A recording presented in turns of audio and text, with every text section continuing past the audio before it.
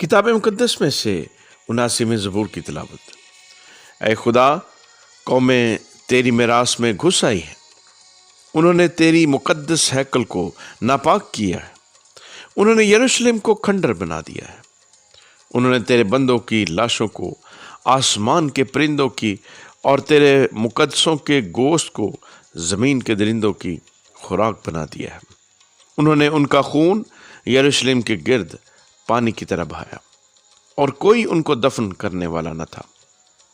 ہم اپنے پڑوسیوں کی ملامت کا نشانہ ہیں اور اپنے آس پاس کے لوگوں کے تمسخر اور مذاق کا باعث۔ اے خداوند، کب تک؟ کیا تو ہمیشہ کے لیے ناراض رہے گا؟ کیا تیری غیرت آگ کی طرح بھڑکتی رہے گی؟ اپنا قہر ان قوموں پر جو مجھے نہیں پہچانتی اور ان مملکتوں پر جو تیرا نام نہیں لیتی انڈیل دے، کیونکہ انہوں نے یعقوب کو کھا لیا اور اس کے مسکن کو اجاڑ دیا ہے۔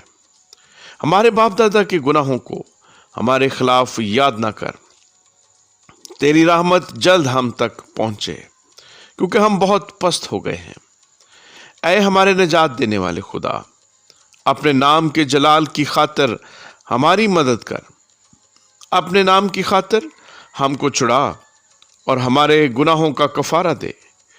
قومیں کیوں کہیں کہ ان کا خدا کہاں ہے؟ تیرے بندوں کے بہائے ہوئے خون کا بدلہ ہماری آنکھوں کے سامنے قوموں پر واضح ہو جائے۔ قیدی کی آہ تیرے حضور تک پہنچے، اپنی بڑی قدرت سے مرنے والوں کو بچا لے۔ اے خداوند، ہمارے پڑوسیوں کی طعنہ زنی جو وہ تجھ پر کرتے رہتے ہیں، الٹی 7 گنا انہی کے دامن میں ڈال دے۔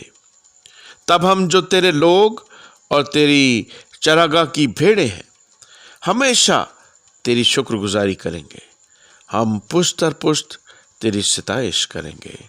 آمین۔